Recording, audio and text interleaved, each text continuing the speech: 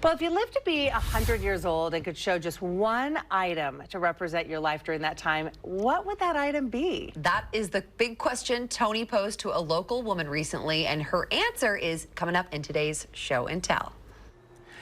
This is a piece of the Berlin Wall, and for almost 3 decades, the wall divided East and West Germany. It became a symbol of freedom versus tyranny. Well, the wall came down in 1990, and when it did, my guest today, Golda Fabian, was there and brought this back with her. Golda, it's a pleasure to meet you. Nice to meet you, Tony. What do you remember about being in Germany at this time and the moment when you took this out of the wall and brought it back with you? It was 3 days after reunification, and everybody was still either drunk or hungover. So we bribed a cab driver to take us to someplace where we could get a piece of the wall. And why, of all the things that you've witnessed in your life, was this what you wanted to share with us? Well, it meant a lot to me because I was a Marine during the war. When we won the war, because I had taken part in that war, and I felt like I deserved a piece of the wall.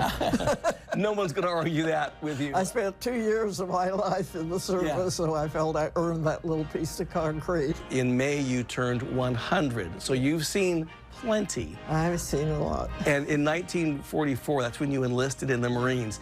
Of all the choices you had at that time in your life, why the Marines? My brother had just been sent overseas. He was the second lieutenant in the Army and artillery. I've always been competitive.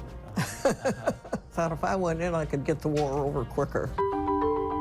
You talk about the limited opportunities for women at that time, but you've seen that change in your lifetime. I've seen a lot of it change, but I'll have to tell you, I've been discriminated against after I got out of service and I went to college. I majored in accounting, and the professor said, "What are you doing here? You don't belong here. Why don't you take home ec or something women do?" I mentioned your birthday in May, and it was a pretty elaborate celebration. Oh my gosh, yes. Tell me some of what happened on your birthday when you turned 100. Here comes a major in dress blues with 20 roses. And he wished me a happy birthday, Marine, gave me a snappy salute, handed me the roses and stepped back, and I thought, oh, that's nice. And then here comes another Marine. He's a captain in the dress blues, and he does the same thing. And here comes a first lieutenant. And he goes through the same routine, and then here comes the sergeant major saluted, then here comes a gunnery sergeant. By that time, I was in tears.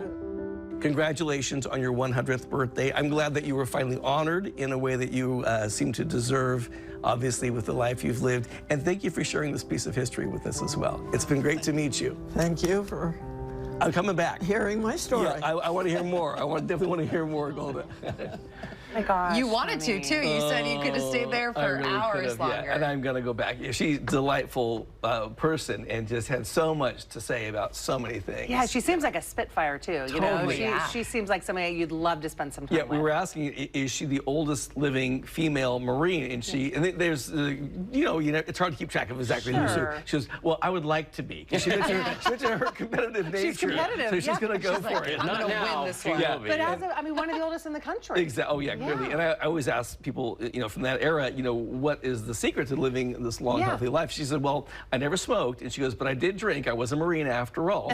But she, chalks a lot of it up to genetics, and just, she does work out every day, has a little routine she does. So, she is awesome. Common sense, take care of your body. And, but she's been a delightful person. Oh, my gosh. Well, she's a treasure, and I'm so glad you introduced us to her. That was really cool. You bet.